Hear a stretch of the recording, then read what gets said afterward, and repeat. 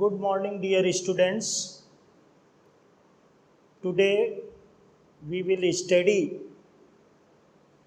the lesson The Heritage of India, written by A.L. Bassam, who was a great admirer of Indian culture and civilization.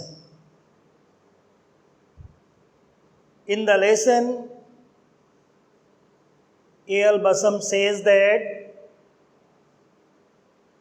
Raja Ram Mohan Rai was the first man in Indian history who opened the golden door of social reform. After him, Swami Vivekananda gave it nationalistic timber when he said that social service is the highest form of the great mother, that is Mother India. Mahatma Gandhi said that social service is our religious duty. It means we should serve all the human beings without caring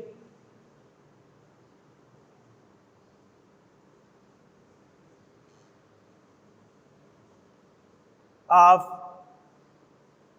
their caste, creed, color, language, etc. Some people suppose that Mahatma Gandhi is the symbol of Indian culture, but the writer does not regard him the symbol of Indian culture. The writer says that Gandhiji was much influenced by the Western ideas. His all the movements were affected by the ideas of Western culture.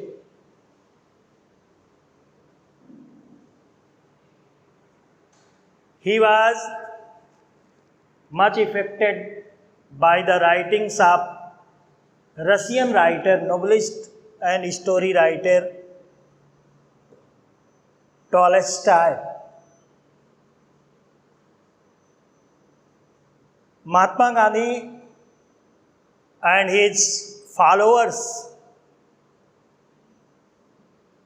were not orthodox. They were innovative.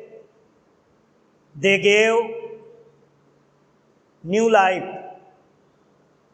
and new direction to Indian culture. Today there are few Indians, आज बहुत कम भारतीय नाम मात्र के, what ever there creed, चाहे उनका धर्म जो भी हो, who do not look back with pride on their ancient culture, जो अपनी संस्कृति पर गर्व नहीं करते हैं, ऐसे इंडियन बहुत कम मिल सकते हैं. And there are few intelligent, बहुत कम नाम मात्र के विद्वान होंगे who are not willing to sacrifice some of its effete elements. बहुत ही कम भारतीय होंगे जो भारतीय संस्कृति की जो कमजोरियां हैं उनको त्यागने के लिए रेडी नहीं है, सो दैट इंडिया में डेवलप एंड प्रोग्रेस. भारत के विकास के लिए वो जो इसकी कुछ कमियां हैं भारतीय संस्कृति की, इंडियन कल्चर की, उनको त्यागने के लिए वो हमेशा रेडी रहते हैं, जिससे हमारा देश प्रोग्रेस कर सके। Politically and economically India faces many problems of great difficulty. राजनैतिक रूप में, आर्थिक रूप में भारत ने फेस किया है और फेस कर रहा है बहुत सी प्रॉब्लम्स को, डिफिकल्टीज को, and no one can forecast her future. ऐसी स्थिति में जब स्ट्रगल कर रहा है तो कोई भी भारत के फ्यूचर के बारे में नहीं कह सकते कि भारत कैसा देश आगे चल करके होगा। लेकिन एक बात तो तय है, क्या? विद सर्टेनिटी कोई भी नहीं कह सकता, लेकिन एक बात तय है, but it is certain, it is safe to predict. घोषणा करना ये पूरी तरह से सुरक्षित है, क्या? No one can forecast her future में भी। The Indians of coming generation will not be unconvincing and self-conscious copies of European. One thing is safe to say that Indian people will not adopt Western culture blindly. Bharat के लोग पश्चिमी सभ्यता का अंधा अनुकरण नहीं करेंगे, ये राइटर का मानना था, लेकिन मेरा मानना है काफ़ी हद तक लोग आज कर रहे हैं पश्चिमी सभ्यता का अंधा अनुकरण। And aware of continuity of their culture, हमेशा जागृत रहेंगे, सजग रहेंगे अपनी संस्कृति, अपनी सभ्यता के लिए। Already after only 7 years of independence, the extremes of national self denigration and fanatical cultural chauvinism are despairing. स्वतंत्रता के केवल 7 साल बाद ही जो विरोधी तत्व थे हमारी संस्कृति में, आत्मनिंदा करना, अपने देश की घृणा करना और अपनी संस्कृति के लिए उत्साह बियॉन्ड द प्रॉपर लिमिट, यानी अपनी संस्कृति बहुत अच्छी है, दूसरे की संस्कृति बहुत खराब है, ये लोगों की सोच बंद हो गई। We believe that Hindu civilization is in the act of performing its most spectacular feats of synthesis. मेरा विश्वास है कि भारतीय संस्कृति बनाए रखेगी अपने वो गुण जो अभी तक इसमें निहित है। दूसरी संस्कृति को अपनाना, एडॉप्ट कर लेना, उसको इनकरेज करना, ये भारतीय संस्कृति की विशेषता रही है। और मेरा विश्वास है, इट मीन्स राइटर का विश्वास है कि भारतीय संस्कृति की ये विशेषता हमेशा बनी रहेगी। In the past it has received, adopted, digest element of many cultures. अतीत में भी भारतीय संस्कृति ने रिसीव किया, अपनाया, अनुकूल बनाया, उसको पचाया बहुत सी संस्कृतियों के गुणों को, जैसे Indo European, Mesopotamian, Iranian, Greek, Roman, Scythian, Turkish, Persian and Arab. बहुत सारी संस्कृति का मिश्रण हमारी संस्कृति में देखने को मिलता है। विद ईच न्यू इन्फ्लुएंस, जब भी कोई संस्कृति आई, इट हैज समव्हाट चेंज, कुछ न कुछ। पानी में कोई कलर डालोगे तो कुछ न कुछ उसका कलर चेंज होगा। तो जब भी कोई संस्कृति, कोई कल्चर हमारी इंडियन कल्चर में मिली तो थोड़ा बहुत प्रभाव जरूर पड़ा, effect. Now it is well on the way to assimilating the culture of the West. अब भारतीय संस्कृति में पश्चिमी सभ्यता का समावेश हो रहा, मिश्रण हो रहा। राइटर कहता है कि भारतीय संस्कृति अब सही रास्ते पर चल रही। हमें कोई भी कल्चर, कोई भी ट्रेडिशन, कस्टम अपनाने के लिए हमेशा रेडी रहना चाहिए, so that our country can progress. But we should adopt new custom and systems, और you can say culture, tradition, on the basis of only arguments. तर्क के आधार पर जो सही है उसे अपनाना है, जो गलत है उसे छोड़ देना है। The writer believe that Hindu civilization will retain its continuity. भारतीय संस्कृति अपनी अक्षुण्णता बनाए रखेगी, निरंतरता बनाए रखेगी। The Bhagavad Gita will not cease to inspire men of action. Gita का में कौन सा पाठ, गीता हमें किस चीज का पाठ देती है, ज्ञान देती है? कर्मण्येवाधिकारस्ते मा फलेषु कदाचन। गीता कभी भी बंद नहीं करेगी लोगों को कर्म करने का जो उपदेश है, जो ज्ञान है, ये देना कभी भी सीज नहीं करेगी, स्टॉप नहीं करेगी। एंड द उपनिषद, हमारे जो धार्मिक ग्रंथ हैं, मेन ऑफ थॉट, हमें ज्ञान योगी बनाते रहेंगे। द चार आकर्षण एंड ग्रेसियसनेस, भव्यता of the Indian way of life will continue. जो हमारा जीवन दर्शन है, जो भव्यता है उसकी, वो हमेशा अक्षुण्ण रहेगी, निरंतर बनी रहेगी। How we are much affected it may be by the labour saving devices of the waste.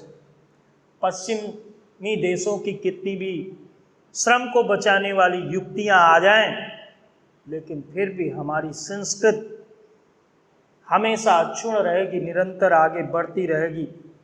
ये युक्तियां, ये devices Indian way of living को ज़्यादा इफेक्टेड नहीं करेंगी। People will still love the tales of the heroes of the Mahabharata and the Ramayana. लोग महाभारत के जो नायक हैं, नायिकाएं हैं, महाभारत के साथ रामायण के जो नायक और नायिकाएं हैं, उनके कैरेक्टर से हमेशा इंस्पायर होते रहेंगे। End of the loves of Dushyant and Shakuntala. Dushyant और शकुंतला महाकवि कालिदास के नाटक अभिज्ञान शाकुंतलम के नायक और नायिका हैं। वहीं दूसरा नाम आएगा पुररवा और उर्वशी। ये कालिदास के दूसरे नाटक विक्रमोर्वशीयम के नायक और नायिका हैं। इनसे लोग हमेशा इंस्पायर होते रहेंगे। ये नाटक हमेशा लोगों को शिक्षा देते रहेंगे, इंस्पायर करते रहेंगे। The quiet and gentle happiness which has at all times pervaded Indian life, where oppression, disease, poverty have not overcrowded it. It will surely not vanish before the more hectic ways of the Western. हमारी भारतीय संस्कृति की विशेषता रही है कि ये peaceful रही। इसकी ये क्वालिटी हमेशा बनी रहे। ये कभी घुटने नहीं टेकेगी पश्चिमी सभ्यता का way of life. What is different between western and Indian culture, western and eastern? The way of living of Indian culture और way eastern culture is peaceful, slow and peaceful. On other hand, Western way of life is full of excitement and noisy. भारतीय संस्कृति अपना शांत और प्रसन्नता भरा जीवन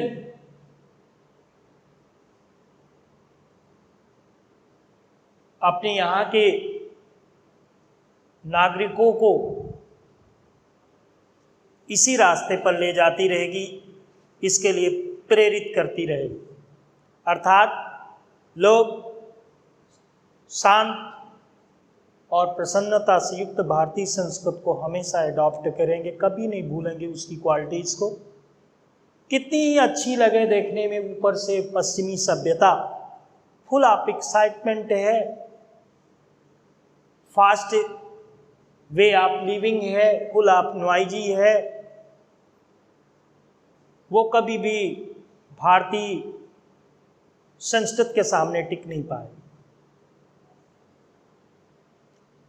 हमारे सामने कितने अत्याचार आए, कितनी प्रॉब्लम्स आई, डिफिकल्टीज आई, पॉवर्टी आई, बीमारियां आई, उसके सामने हमारी संस्कृति ने कभी घुटने नहीं टूटे। हम लोगों ने अपने जो मानव मूल्य हैं उनसे कभी समझौता नहीं किया और ना ही आगे करेंगे, ऐसा ए.एल. बसम का मानना है। कहते हैं much that was useless in ancient Indian culture, जो बहुत अधिक बेकार की चीज़ें थी भारतीय संस्कृति में, हैज ऑलरेडी परिज्ड, नष्ट हो गई। द एक्स्ट्रावैगेंट, अपव्यय, फिजूल खर्ची एंड बारबेरस हिकटोम्स ऑफ वैदिक काल में जो बलियां दी जाती थी, अत्याचार किए जाते थे, have long since been forgotten, लंबे समय पहले ये भुला दिया गया, अब बलियां नहीं दी जाती। दो यद्यप animal sacrifice continues in some sets, लेकिन कुछ वर्ग में अब भी जानवरों की, पशुओं की बलि दी जाती है। राइटर एक्सपेक्ट करता है कि ये बहुत जल्दी समाप्त हो जाएगा, लेकिन अभी इतने समय after independence of 70 or more than 70 years, animal sacrifices are continuing, आज भी कंटिन्यू है। Widows have long ceased to burn on their husbands' fire, विधवाएं जो अपने पति की चिताओं के साथ जला दी जाती थी, अब वो भी बंद हो गया। अब भारत में ये प्रथा भी, ये सिस्टम भी पूरी तरह से समाप्त हो गया। गर्ल्स में not by law be married in childhood, पहले बचपन में लड़कियों की शादी हो जाती थी बहुत कम उम्र में, वो भी लगभग स्टॉप हो चुका है।